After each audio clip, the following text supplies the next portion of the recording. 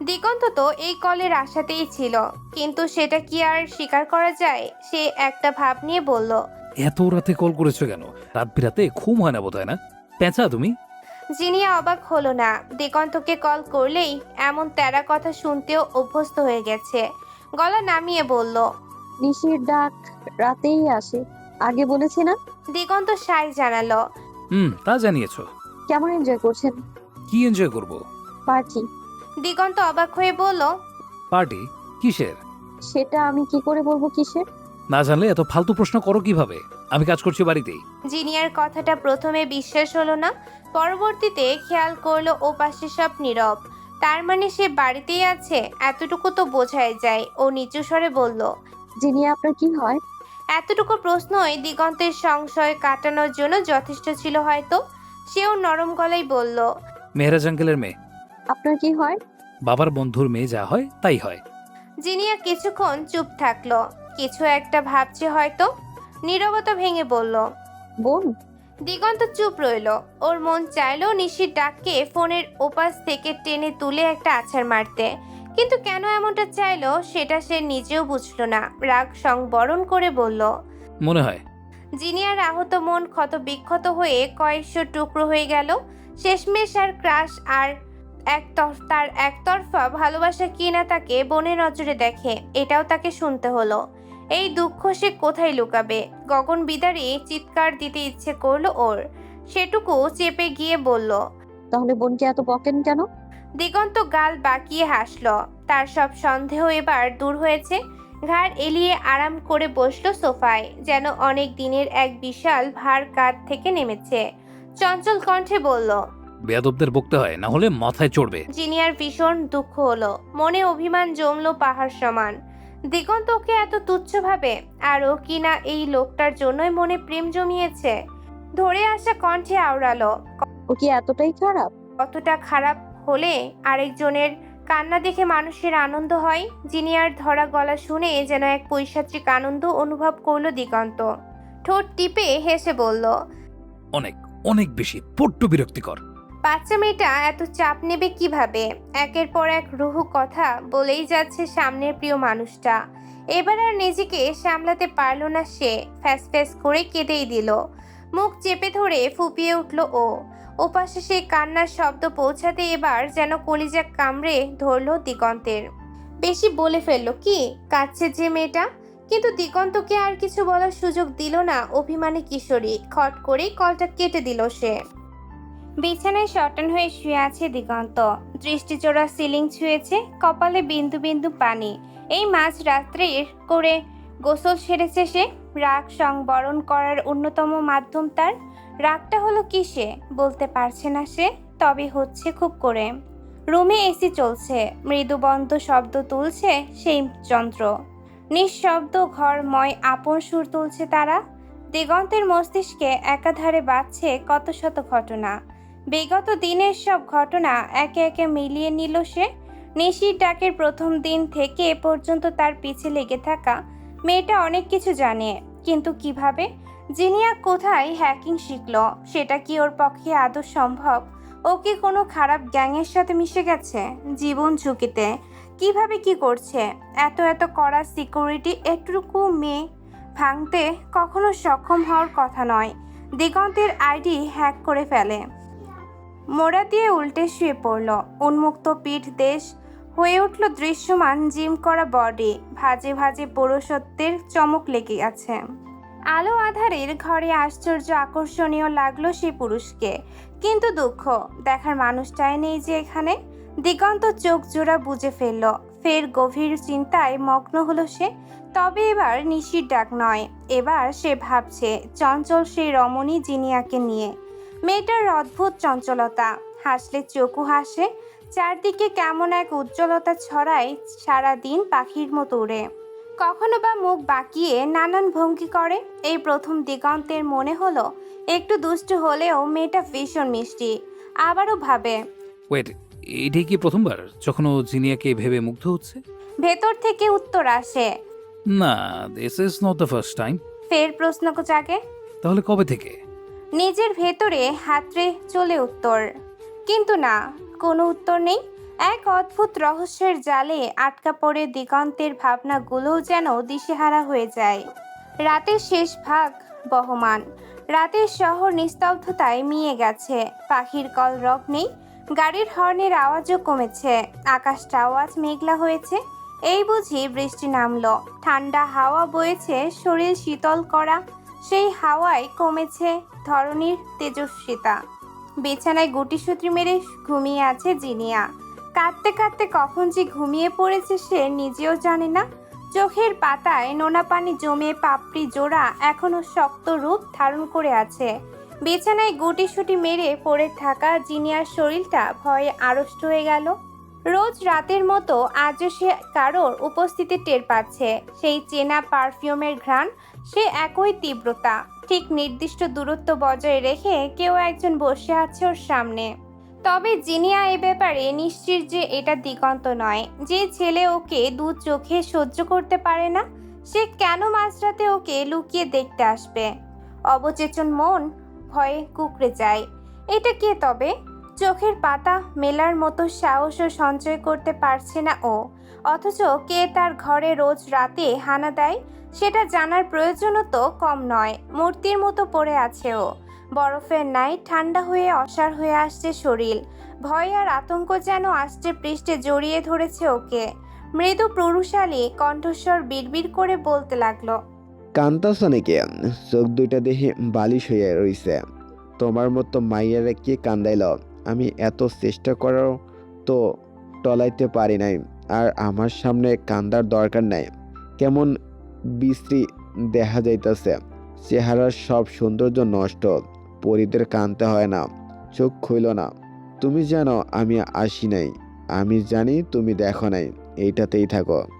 জিনিয়া বুঝতে পারলো আগন্তুক ওর ঘরে প্রবেশের সাথে সাথেই টের পেয়েছে যে ওর তন্দ্রা ছুটেছে। তারপরও সে প্রিন্টেড করেছে জিনিয়া ঘুমে।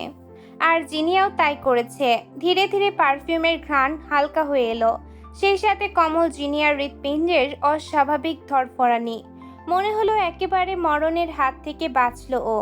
ঘ্রাণ মিলিয়ে যেতেই ধরফর করে উঠে বসলো জিনিয়া। পাশের টেবিল থেকে ওয়াটার পট নিয়ে সবটুকু পানি এক চুমুকে খেয়ে নিল সে। অস্বাভাবিক জোরে শ্বাস ফেলছে ও। বুকটা দ্রুত ওঠানামা করছে। কলিজা যেন হাতে নিয়ে বসেছিল এতক্ষণ। নিজেকে একটু স্থির করে এবার বিড়বিড় করে বলল, শাওন, কত কসরতই তো করলো দিগন্ত। হাই সিকিউরিটি, সিসি ক্যামেরা, দরজায় সান্ডা পান্ডা, এত সব টপকে শাওন ভেতরে চলে এলো। একেবারে বেডরুমে রোজ চলে আসে কোনো বাধা বিপত্তি ছাড়াই। এতটা সাহস ওর, এত বুদ্ধি আদৌ আছে? লক্ষাধিক প্রশ্নরা জড়ো হয়েছে ওর মনে। শাওন নামের ছেলেটা ওর ঘর অবধি এলো, অথচ ওকে কিছুই করলো না। এটাও সম্ভব? কিছুই যখন করছে না, তখন রোজ রাতে আসছে কেন? ভেতর থেকে কেউ হেল্প করেছে? কে? কপালে সন্দেহের রেখা ফুটেছে, নাকের ডগায় জমেছে ঘাম।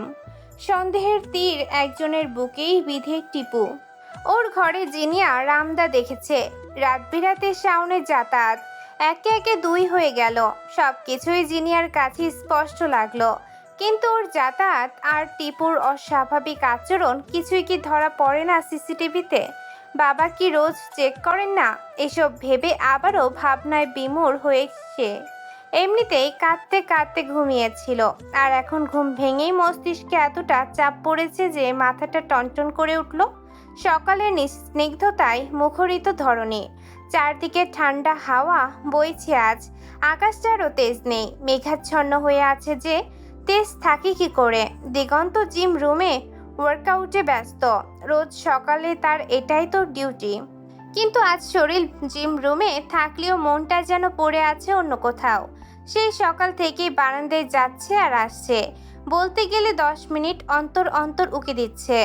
জিনিয়ার থাকার ঘরটাতে এখনো ঘুটঘুটে অন্ধকার। শুধু বাতাসের তোড়ে সফেদ পর্দার দোলন দেখা যাচ্ছে। দিগন্ত দেয়াল ঘড়িটাকে একটু পরপর দেখতে দেখতে ঘড়ির গতি নক্ষত্র সব মনে হয় মুখস্থ করে ফেলেছে।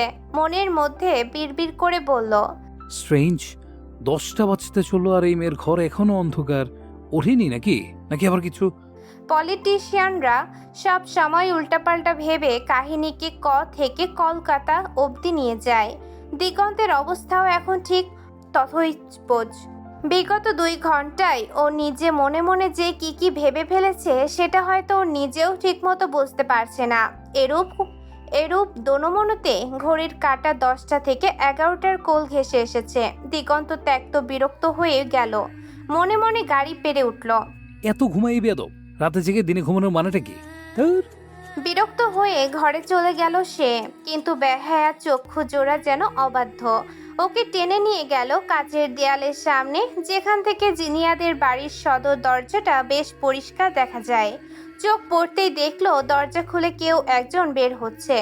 গাঢ় সবুজ স্কার্ট আর ব্রাউন কালারের টি শার্ট পরনে, এলোমেলো চুল আর গলায় ঝোলানো স্কার্ফ।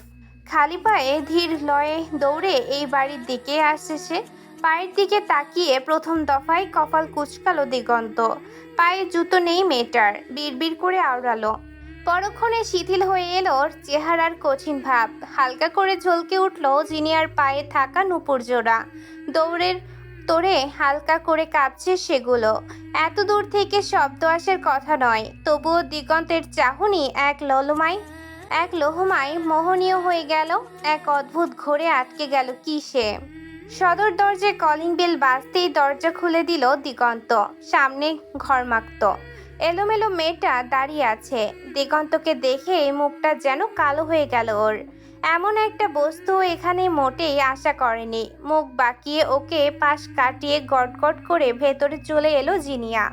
মুয়াজ রান্নাঘরে ব্রেকফাস্ট বানাতে ব্যস্ত ছিল। কলিং বেলের আওয়াজ পেয়ে রান্নাবান্না ছেড়ে বেরিয়ে এসেছে সে। ওর ধারণা ছিল দিগন্ত সামনে থাকলেও দরজা খুলবে না, এটাই তো ওর স্বভাব। কিন্তু আজ এসে দেখলো একদম উল্টো দৃশ্য। বেল বাজতে না বাজতেই যেন দরজা খুলে দাঁড়িয়ে আছে সে। মুয়াজ বিস্ময়ে থমকে দাঁড়িয়ে পড়ল, পা জোড়া যেন আর নড়তে চাইছে না। জিনিয়া কিছুক্ষণ তাকিয়ে দেখলো মুয়াজকে কিচেন অ্যাপ্রন পরে আছে, কপাল জুড়ে এলোমেলো চুলের ছিটাটা আর কয়েক দানা ঘাম, হাতে খুন্তি। জিনিয়া গাল এলিয়ে হাসতো। বাহ, রাত্রি পর্যন্ত বেস্ট জামাই পেয়েছি। দুজন মিলে রাতবে আর আমি খেয়ে নাচবো। পূর্ণ হাসি দিয়ে এগিয়ে গেল জিনিয়া। মুয়াজও হেসে বলল, hello little princess. Hello handsome man. কথাটা বলেই পাশ কাটিয়ে গিয়ে ধপাস করে বসে পড়ল সোফাটায়। দিগন্ত কপাল কুঁচকে এসে দাঁড়ালো মুয়াজের পাশে। মুয়াজ খেয়াল করলো দিগন্ত বাম হাত দিয়ে বাম কান কচলাচ্ছে। অতিরিক্ত রাগ বা অ্যাংজাইটি কাজ করলে নিজেকে শান্ত রাখার খাতিরে দিগন্ত এমনটা করে। নাকের আগাটাও লাল হয়ে উঠেছে ক্রমশ। মুয়াজ ওর দিকে তাকিয়ে দাঁত কেলিয়ে ফিসফিস করে বলল, দেখেছিস আমাকে হ্যান্ডসাম বললো। দিগন্ত ফিরে তাকালো ওর দিকে। প্রায় একই রকম নিচু স্বরে সেও বলল, সুন্দরী মেয়েদের কাছে মুরগি চোরদের হ্যান্ডসামই মনে হয়, আর আমার মতো রিসেন্ট ছেলেদের মনে হয় মূলা ক্ষেত। হতাশ চোখে তাকায় মুয়াজ। রাগ হয়েছে বলে ওকে এত পচাতে পারলো। মনটা ভেঙে কয়েক টুকরো হলো ওর। পরক্ষণেই শয়তানি চিন্তাটা মাথা চাড়া দিয়ে উঠল যেন। চোখ তেরা করে বলল, তুই জিনিয়াকে সুন্দরী বললেই মনে হলো। এতদিন যে বেয়াদব বলেছি সেটা শুনিসনি? তাহলে আজ থেকে ডিফারেন্ট। আজ থেকে না। তাহলে কবে থেকে? দিগন্ত দাঁতে দাঁত চেপে বলল। তো রান্নাবান্না পড়ে যাচ্ছে না? মুয়াজের মনে পড়লো সে তো ডিম পোস্ট করছিল। হো, এক ছুটে সে পৌঁছালো রান্নাঘরে। এদিকে দিগন্ত গুটিসুটি পায়ে এগিয়ে আসছে জিনিয়ার দিকে। সে এসে টেবিল থেকে তুলে ক্যারামেল পপকর্ন খাওয়া শুরু করেছে। বয়ামটা দিগন্ত কেবল নিয়ে এসেছিল গতকাল রাতে। খেয়ে খেয়ে মুভি দেখতে চেয়েছিল, কিন্তু কে জানতো এটা লেখা আছে এই দুষ্টু রমণী ত্রিজিকে কেমন করে কুটুর মুটুর করে খাচ্ছে। তাকিয়ে দেখলো দিগন্ত। মনের ভেতরে ক্ষণকাল মুগ্ধতা ধরা দিলেও ফের কঠোরতা ফিরিয়ে আনলো সে। জিনিয়া চোখ বাঁকিয়ে তাকালো ওর দিকে, মনে মনে বিড়বিড় করলো, কেমন করে তাকিয়ে আছে দেখ, রাক্ষস একটা। একটু ঘুরে বসলো ও, যাতে দিগন্তর মুখ দেখতে না পায়। বিষয়টা একটা দিগন্তের কাছে চরম বিরক্তিকর লাগলো বোধহয়। কর্কশ কণ্ঠে বলে উঠল। ঘুরে বসছো কেন? জিনিয়া বিরক্তির উচ্চারণ করলো। এ লোক তো দেখে শান্তি দেবে না। ধীরে ধীরে ঘুরে ওর দিকে তাকালো। আমার ইচ্ছে। তোমার ইচ্ছার ধার ধারে কে? আমার সামনে এইভাবে আমাকে পিঠ দেখিয়ে বসার সাহসের কারণেই। আমি কেউ না, জিনিয়া। জিনিয়া হায়রে জিনি, গট ইট? দিগন্ত অবাক হলো। নিশির ডাক আর এই জিনিয়ার মধ্যে কোনো মিল খুঁজে পাচ্ছে না সে। আসলে ও কি সে ঠিক ধরেছে? ফের সংশয়ে পড়ে যায় ওর মন। কুঞ্চিত কপালে তাকিয়ে বলে, এবারে এসেছো কেন? কে ইনভাইট করলো? জিনিয়ার বড্ড রাগ হলো। না, অপমান বোধ হলো মনে হয়। ওকেও এভাবে অপমান? বেয়াদব পাতি নেতা, আজ থেকে তুই আমার ক্রাশ লিস্টের বাইরে। হন্তদন্ত হয়ে কিছু বলবে তার আগেই মুয়াজ বলে উঠল, এই বাড়িতে ওর আসতে কোনো ইনভাইটেশনের দরকার আছে নাকি? তুই যে ওর বাড়ি যাস, ইনভাইটেশন নিয়ে যাস? অ্যাপ্রন খুলতে খুলতে কিচেন থেকে বেরিয়ে এলো মুয়াজ। জিনিয়ার হাতে এক গ্লাস ফ্রেশ জুস ধরিয়ে দিয়ে বলল। প্রিন্সেসের জন্য সফট এলাও। জিনিয়ার রাগী মুখটা মুহূর্তেই হাসি হাসি হয়ে গেল। মিটিমিটি হেসে গদগদ কণ্ঠে বলল, thank you dear bro, you are the best. ফের রাগের মাত্রা বাড়তে লাগলো দিগন্তের। মন তার বিশ্বাসই করতে নারাজ যে এই মেয়ে তার নিশির ডাক একই মানুষ। নিজে নিজে প্রতিজ্ঞা করলো, সঠিক প্রমাণ না পেলে একে নিশির ডাক আমি কখনোই মানব না। তপ্ত শ্বাস ছেড়ে ফোঁস ফোঁস করতে করতে ঠাস করে বসলো পাশের সোফাটায়। এতটাই চিল ছিল তার গতিবিধি যে ওরা দুজনে সেদিকে ফিরে তাকাতে বাধ্য হলো। জিনিয়া বিষাক্ত চোখে তাকালেও মুয়াজের পৈশাচিক আনন্দ হলো। এতটুকু মেয়ের ওপর দিগন্ত দুর্বল হয়ে পড়েছে, কিন্তু স্বীকার করতে নারাজ। মুয়াজ ফের জিনিয়ার দিকে তাকিয়ে বলল, তোমার আপুকে নিয়ে আসতে, সে কই? জিনিয়া জুসের গ্লাসে চুমুক দিয়ে বলল, কেউ তো বাসায় নেই, সামনে নাকি অনেক কাজ। বাবা রোজ আপুকে কোর্টে সংসদে নিয়ে যায়, বাড়ি ফাঁকা, ভয় লাগছিল, দেখলাম এই বাড়িতে লোক আছে তাই চলে এলাম। মুয়াজ মিষ্টি করে হাসলো। গুড কাজ করেছ। একদম নাস্তা করবে তো? বসো, আমি আসছি। জিনিয়া দুদিকে মাথা দুলায়, পা তুলে আরাম করে বসলো সোফাতে। দিগন্ত এবার প্রশ্ন করলো, জুতো নেই তোমার? অমন খালি পায়ে দৌড়ে এলে কেন? তৎক্ষণাৎ মুখে মুখে উত্তর দিল জিনিয়া, না নেই, কিনে দেবেন? এক ট্রাক দিয়েন তাহলে, রোজ এক জোড়া নতুন নতুন পরে হাঁটবো। সেই যে স্রেফ বেখেয়ালের জুতোটা পরতে ভুলে গিয়েছিল তা স্বীকার করলো না। করলে বোধ হয় ইগো হার্ট হবে ওর। মুখ বাঁকিয়ে খাওয়ায় মনোযোগ দিল সে। এদিকে দিগন্তের মাথার শিরা উপশিরায় যেন নীল টানটা ধরেছে। নাস্তার পাট চুকিয়েছে তারা। দিগন্তের করা চাহনিকে উপেক্ষা করে মুয়াজ আর জিনিয়া বেশ হাসি মজায় মেতে আছে। জিনিয়া তো কয়েকবার মুয়াজের সাথে হাই ফাইভ পর্যন্ত করলো। মুয়াজের ভেতরে ভয় লাগলেও উপরে সবকিছু নর্মাল দেখাচ্ছে। দিগন্ত যে বোম হয়ে ফেটে পড়ার পর্যায়ে চলে গেছে তা সে খুব ভালো করেই টের পাচ্ছে, কিন্তু তবুও ওকে জ্বালাতে বেশ মজাই লাগছে তার। মুয়াজ দুপুরে খাবারের প্রস্তুতি নিচ্ছে। বড় জানালার পাশে ল্যাপটপ নিয়ে পড়ে আছে দিগন্ত। নেতা মানুষের ল্যাপটপে কি সব থাকে তা বুঝে ওঠে না জিনিয়া। প্রায় সময় ওকে ল্যাপটপ নিয়ে পড়ে থাকতে দেখে ও। গুটি গুটি পায়ে ঘরময় হাঁটছে জিনিয়া। ঘুরতে ঘুরতে কর্নারের বুক শেলফের কাছে গিয়ে থামলো সে। বিশাল এক বুক সেলফ উপন্যাসের বইয়ের ঠাসা। জিনিয়া হাঁ করে তাকিয়ে রইল। এত এত বই, কে পড়ে এসব? উপন্যাস তো মেয়েরা পড়ে, এই বাড়িতে তো সে কোনো মেয়ে দেখছে না। তাহলে এগুলো কার? নিজের চিন্তা ভাবনাকে পাশে রেখে সে স্থির করলো একটা বই পড়বে। নিচের তাকের বইগুলো বেশ মোটা, পরে হয়তো শেষ করতে পারবে না, তাই ওপরের চিকন বইগুলোর ওর ভরসা। কিন্তু বিপত্তি বাঁধলো সেগুলো হাতে পেতে গিয়ে সবগুলাই নাগালের বাহিরে। এখন যদি লাফালাফি করে তবে নির্ঘাত দিগন্তের কাছে হাসির পাত্রী হবে। আর চোখে তাকালো দিগন্তের দিকে। একদম কাছে বসে আছে সে। জিনিয়া একটা ছোট্ট শ্বাস ছাড়লো। এদিক ওদিক তাকিয়ে একটা টুল দেখতে পেয়ে সেটা টেনে নিয়ে এলো। এটাতে দাঁড়িয়েই বই নামাবে সে। দিগন্ত দেখলো সবটাই, কিন্তু কিছুই বলল না। ওকে বললেও নামিয়ে দিত, কিন্তু বলেনি, তাই আর আগ বাড়িয়ে দেওয়ার প্রয়োজন বোধ করলো না সে। নিজের মতো করে ল্যাপটপে চোখ আর পাশের মেয়েটার কাছে মনটা সঁপে দিয়ে বসে রইল। নীরব নিস্তব্ধতায় ঘেরা ঘরটাতে নেই কোনো শব্দ তরঙ্গ। এই বাড়িতে যে আস্ত তিনটে মানুষ এই মুহূর্তে রয়েছে সেটা বাহির থেকে কেউ ঘুণাক্ষরেও টের পাবে না। একজন রান্নায় ব্যস্ত তো একজন ল্যাপটপ হাতে, আর অন্যজন আপাতত বই নামানোর চেষ্টা করছে। উচ্চতায় একটু ছোট হওয়াতে বেচারি পড়েছে বিপত্তিতে। টুলে দাঁড়িয়েও নাগাল পাচ্ছে না কাঙ্ক্ষিত বইয়ের। দিগন্ত নিজের কাজের ব্যস্ততার দোহাই দিয়ে জিনিয়াকে একেবারেই অদেখা করে রেখেছে। মুয়াজ রান্নাঘর থেকে খাবারগুলো নিয়ে এসে টেবিলে রাখতে গিয়ে দেখতে পেল জিনিয়াকে পা উঁচু করতে করতে আঙুলের ভরে দাঁড়িয়ে আছে এখন সে। মুয়াজ দেখলো দিগন্ত ওর খুব পাশেই বসে আছে। সে অবাক হলো, অবাক স্বরেই বলল, দেখেছিস বাচ্চাটা বই নিতে পারছে না, ওকে একটু হেল্প করতে পারছিস না? জিনিয়া আর চোখে তাকালো দিগন্তের দিকে। হাত দুটো তখনও কিবোর্ডে চলমান। স্বাভাবিক গলায় সে বলল, যার দরকার সে তো চাইছে না সাহায্য, তাহলে তুই বলছিস কেন? জিনিয়া এতে মোটেও হতাশ হয়নি, বরং আশানুরূপ উত্তরই পেয়েছে।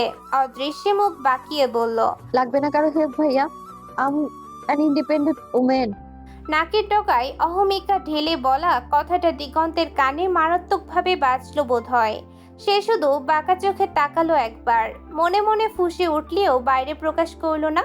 ও ভেবেছিল হাতের কাজটুকু সেরেই বইটা নামিয়ে দেবে, কিন্তু মেয়েটার কথার টোনে এখন আর সেটা করতে ইচ্ছে করছে না তার, আর সে সেটা করবেও না। জিনিয়া ফের নতুন উদ্যমে বইয়ের তাকে হাত পৌঁছানোর চেষ্টা চালাতে লাগলো। মুয়াজ ত্যক্ত শ্বাস ছাড়ল। দিগন্ত আজকাল বড্ড বাড়াবাড়ি করে, মেয়েটাকে পছন্দ করে, তবে বাগে পেলে বিরক্ত করতেও ছাড়ে না। মুয়াজ মনে মনে ভেবে নেয় সেও দেখে নেবে দিগন্ত কিভাবে জিনিয়াকে নিজের করে নেয়। সব সময় মেয়েটার সাথে বাড়াবাড়ি করার ফল ওকে পরে হাড়ি পিঠে টের পাওয়াবে সে। মুয়াজ সামনে এগিয়ে আস্তে আস্তে বলল, ওয়েট প্রিন্সেস, ভাইয়া হেল্প করবে তোমাকে, নামিয়ে দিচ্ছি বই। জিনিয়া হাতে তুড়ি বাজিয়ে বলল, লাগবে না ভাইয়া, আমি পারবো। এটা আর এমন কি, I am an independent women. মুখের কথা টুকুন শেষ করতে পারল না সে। এর মাঝে জিনিয়া পা পিছলে পড়ে যেতে নেয়। মুয়াজ ওর প্রায় কাছে এসে এগিয়েছিল, ওকে পড়ে যেতে দেখে ছুট লাগাই ধরবে বলে, কিন্তু তার হলো কই। ও জিনিয়াকে ধরতে যাওয়ার আগে দিগন্ত ওর হাত টেনে ধরে ওকে পিছিয়ে দেয়। হঠাৎ এই আক্রমণে টাল সামলাতে পারল না মুয়াজ। সে দু পা পিছিয়েই গেল, আর ফলাফল ধপাস, জিনিয়া পড়ে গেল টুল থেকে। দৃশ্যটা দেখে দিগন্তের কোনো ভাবাবেগ না হলেও মুয়াজ প্রচণ্ড ত্যক্ত হলো। বিরক্তিমাখা কণ্ঠে বলল, কি হলো, হাত টেনে ধরলি কেন? আমি তো ধরতেই পারতাম ওকে, ও পরে ব্যথা পেত না আর। বাচ্চাটা। সম্পূর্ণ কথা ঠিক থাকলেও শেষে সেই আফসোস মাখা আদরের সম্বোধনটা বোধহয় দিগন্তের মোটেও ভালো লাগলো না। ও কুঞ্চিত কপালে তপ্ত স্বরে বলল, তুই ধরবি কেন? ইন্ডিপেন্ডেন্ট ওমেন না, নিজেকে নিজে সেভ করতে পারে, তোর দরকার নেই। মুয়াজের বিরক্তির সাথে রাগও হলো কিছুটা। দিগন্তকে এই মুহূর্তে 2-4টা থাপ্পড় লাগিয়ে দেওয়া উচিত বলে মনে হলো ওর, কিন্তু সেসবে পাত্তা না দিয়ে সে এগিয়ে গেল জিনিয়াকে তুলবে বলে। ওদিকে বেচারি ফ্লোরে পড়ে ভ্যা ভ্যা করে কেঁদে দেয় অবস্থা। কিন্তু এগিয়ে যেতে গিয়েও এবারেও ব্যর্থ হলো মুয়াজ। আবারও হাত টেনে ওকে আটকে দিল দিগন্ত। মুয়াজ ওর দিকে চোখ বাঁকিয়ে তাকালো, কড়া কিছু কথা আজ শুনিয়ে দেবে সে, কিন্তু তাকে জাস্ট পাত্তা না দিয়ে দিগন্ত এক পা এগিয়ে আচমকা জিনিয়াকে পাজা কোলা করে তুলে নিল। এই অভাবনীয় ঘটনায় জিনিয়া শুধু অবাক নয়, একেবারে হতবাক হয়ে চেয়ে রইল। টলমল চোখের পাতা আর পড়ছে না, কান্নার ভঙ্গিতে চেয়েও বেচারি যেন আর কাঁদতে পারছে না। মুয়াজ শুধু বিড়বিড় করে একটা কথাই বলল, টক্সিক লাভার। জিনিয়াকে সোফায় বসিয়ে ওর পায়ের কাছে আসন গেড়ে বসেছে দিগন্ত। হাঁটুর ওপর জিনিয়ার পায়ের পাতাটা রেখে খুব সন্তর্পণে চেক করেছে সে। ওর মনে হচ্ছে হাড়ের কোথাও হয়তো হালকা ফ্র্যাকচার হয়েছে। মুয়াজ বারবার শান্ত করার চেষ্টা করছে, বলছে তেমন কিছুই না, একটু আইস প্যাক দিলেই ঠিক হয়ে যাবে। ঠিক, কিন্তু দিগন্ত সেটা মানতেই পারছে না। ওর জল শক্ত হয়ে আছে। সে মুয়াজকে কড়া গলায় বলল ওর বাবাকে আর ডক্টরকে এখনই কল করতে, না হয় সে নিজেই জিনিয়াকে পাজাকোলা করে নিয়ে হসপিটালে যাবে। দিগন্তের ভাবসাব দেখে যা বোঝা গেল, জিনিয়ার পায়ের একটা গতি না করা অবধি ছাড়বে না। ফের ওকে পাজাকোলে তুলে নেয় দিগন্ত। তুলেই হনহন করে হাঁটা ধরে জিনিয়াদের বাসার দিকে। জিনিয়া এতক্ষণ বিরক্ত হলেও এখন আর কিছু বলার মতো এনার্জি পাচ্ছে না। তার উপর পায়ে টনটনে ব্যথা, যন্ত্রণায় চোখ মুখ কুঁচকে গেছে ওর। হাড় মুচকে না গেলেও চোটটা যে বেশ ভালোই লেগেছে সেটা সে নিজেও টের পাচ্ছে। কিন্তু দিগন্তের এই ছটফটানি দেখে সে শুধু অবাক হয়ে তাকিয়ে রইল। ব্যথা পেয়েছে জিনিয়া, অথচ এই অভদ্র লোকটার মুখ কেন শুকিয়ে আসছে, আমসি হয়ে গেছে। কাহিনী ঠিকঠাক বুঝে উঠতে পারছে না। হুঁশ ফিরতেই নরম হয়ে আসা মনটাকে আবার আগের জায়গায় ফিরিয়ে নিল জিনিয়া। দিগন্তের কোলে সে কিছুতেই চড়বে না। কথায় কথায় যে লোক ওকে বকা দেয় তার কোলে চড়েও ঘুরবে। ওর স্পষ্ট মনে আছে সেদিন দিগন্ত বলেছিল কোলে চড়লে ট্যাক্স দিতে হয়। আরও কত ভুজুং ভাজুং। জিনিয়ার একটা আত্মসম্মান আছে, সেটাকে এভাবে ধূলিসাৎ করা যাবে না। গলায় জোর টেনে ছটফট করে বলে উঠল, নামান আমায়, নামান বলছি। ওরা তখন অলরেডি রাস্তায় বেরিয়ে পড়েছে। জিনিয়ার ছটফটানিতে বিন্দুমাত্র পাত্তা না দিয়ে দিগন্ত নিজের মতো এগোতে লাগলো। জিনিয়াও থামার পাত্রী নয়, দ্বিগুণ গলায় চেঁচিয়ে বলতে লাগলো, আপনাকে বলেছি না নামাতে আমায়, কোল থেকে নামান। দিগন্তের রাগটা আর চাপা রইল না, গর্জে উঠে বলল, একদম রাস্তার মাঝে আছাড় মেরে ফেলবো আরেকটা শব্দ করলে। চুপচাপ যেইভাবে আছো সেইভাবে থাকো। জিনিয়াও জেদ দেখিয়ে বলে, ছেলে দিন, তবু আপনার মতো মানুষের কোলে চড়বো না, নামান। দিগন্ত দাঁতে দাঁত চেপে বলল, থপড়ে কান গরম করে দেবো বেয়াদব মেয়ে। চুপ। আমি কি তাকিয়ে দেখবো? কি করবে? এই প্রশ্নের উত্তর তো ওর নিজের কাছেও নেই। আসলেই ও ঠিক কি বা করতে পারবে দিগন্তকে, কিন্তু তা বলে তো আর হার মারা যায় না। কথা ঘুরিয়ে বলল, নামান আমায়, জঘন্য লোক একটা। জঘন্য কাকে বলে জানো? জানবে? জানিয়ে দিতে সক্ষম আমি। কথা বলতে বলতে জিনিয়াদের বাড়ি পৌঁছে গেল তারা। ওদের দেখেই ভেতর থেকে দৌড়ে এলো টিপু। সে বোধহয় রান্নাঘরের দিকটাই ছিল। ঘামে গা চপচপে হয়ে আছে ওর। দিগন্তকে দেখে এক প্রকার ভ্যাবাচেকা খেয়ে দাঁড়িয়ে রইল সে। টিপু জানতো মুয়া যেখানে থাকে আর জিনিয়া সেখানে যাবে, এটা ওকে রাত্রি বলে গিয়েছিল। কিন্তু এখানে যে দিগন্ত উপস্থিত আছে সেটা ওর জানা ছিল না। দিগন্ত এক পলক তাকালো টিপুর দিকে। দিগন্তকে দেখলেই যে টিপুর চাহনি বদলে যায় সেটা দিগন্ত আগেও কয়েকবার টের পেয়েছিল। আজ যেন সেটা আরো স্পষ্ট হয়ে ধরা দিল ওর চোখে। জিনিয়াকে সোফায় বসিয়ে দিল সে। জিনিয়া যেন হাঁপ ছেড়ে বাঁচল। টিপু চিন্তিত মুখে চেয়ে বলল, কি হয়েছে আফরা? কিছু হয়েছে? জিনিয়া চুপ করে তাকিয়ে রইল। এখন কিছু বলার মুডই নেই তার। আপাতত দিগন্তকে এক দফা কেলাতে পারলে মনে হয় মন ভরত ওর। দিগন্তের ওপর রাগ থেকেই নাক ফুলিয়ে বসে আছে সে। দিগন্ত নিম্ন গলায় উত্তর দিল, পায়ে ব্যথা পেয়েছে। টিপু আরো অস্থির হয়ে উঠল। জিনিয়ার দিকে একদম গা ঘেঁষে এগিয়ে এসে বলল, হাই হাই, কেমনে? জিনিয়ার এত কাছে ওর ঘেঁষে আসাটা দিগন্তের মোটেও ভালো লাগলো না। ও টিপুকে এক প্রকার সরিয়ে দিয়ে জিনিয়ার পাশটাকে বসলো। টিপু ওর ইন্টেনশন ধরতে 1 মিনিটও লাগলো না। ও চুপ করে সরেই দাঁড়ালো। দিগন্ত বলল, টুল থেকে পড়ে গিয়ে। টিপু কিছু বলতে গেলে দিগন্তকে থামিয়ে বলল, আইস নিয়ে এসো, পায়ে দিতে হবে। টিপু মাথা নেড়ে চলে গেল বরফ আনার উদ্দেশ্যে। দিগন্ত ফের জিনিয়ার পাটা ধরলো কোলে তোলার জন্য। জিনিয়া পাটা টেনে ধরলো, কিছুতেই নিতে দেবে না। ধস্তাধস্তিতে পায়ের রগের টান খেয়ে বেশ ব্যথা অনুভব করলো সে। দিগন্ত গরম চোখে তাকালো ওর দিকে। ধৈর্যের সীমারেখা যেন সব লঙ্ঘন করেছে এই মেয়ে। দিগন্ত যতই ওকে ছাড় দেয় মেয়েটার তত মাথায় চড়ে বসে, মনে মনে বিড়বিড় করে, এ মেয়ে ভালোবাসার প্রাপ্য না, একে শাসনের উপরে রাখতে হবে। দিগন্ত থমকে বলল, কেটে ফেলবো বাটা। জিনিয়া তেতে উঠে বলল, কত বড় সাহস আপনার! আপনি পারবেন আমার পা কাটতে? আপনার সমস্যা তো আমি কিছুতেই বুঝতে পারছি না। এত জোর কেন করছেন? আপনার কথা আমাকে শুনতে হবে কেন? সাহস বেশি দেখাচ্ছেন আপনি। জোর করে কোলে নিলেন কেন? হ্যাঁ, রাগ তো তারও কম না। রাগটা ঝেড়েই দিল নিজের মতো, তবুও যেন রাগ কমেনি। ফোঁস করছে সে। দিগন্তের রাগের পারদ বাড়ছে আরো। তপ্ত রাগে হিসিয়ে বলল, এমন নাটক করছো যেন এই প্রথম উঠছো কোলে। না, প্রথম কেন হবে? আমি তো রোজ উঠি আপনার কোলে। দিগন্ত দাঁত কিরমির করে বলল। রোজ ওঠার রাস্তাটাই তো তৈরি করতে চেয়েছো। যিনি আবার ধাঁধায় পড়ে গেল। এই কথার মানে কি? মনে সংখ্যা জাগলো। দিগন্ত কি তাহলে জেনে গেছে যে ওই নিশির ডাক? জিনিয়া হিসেবে কখনো ও দিগন্তের সাথে ভালো আচরণ করেছে বলে তো মনে হয় না। যা ইঙ্গিত দিয়েছে সেরকম কিছু তো ভুলও করেনি। মনের মধ্যে হাজারো প্রশ্নের ঘুরপাক খেতে থাকলো। দিগন্ত কিছুটা ঝুঁকে এলো ওর দিকে, হাসকি স্বরে বলল। এতটাও সেন্সলেস ছিল না যে কিছুই মনে নেই তোমার? জিনিয়া তৎক্ষণাৎ উত্তর করলো। কি মনে থাকার কথা বললেন বারবার? কি ভুলে গিয়েছি? চাপা স্বরে দিগন্ত ফের বলল। ভুলে গেছিস না? সময় হলে মনে করিয়ে দেবো সব। চুপ থাকবি এখন?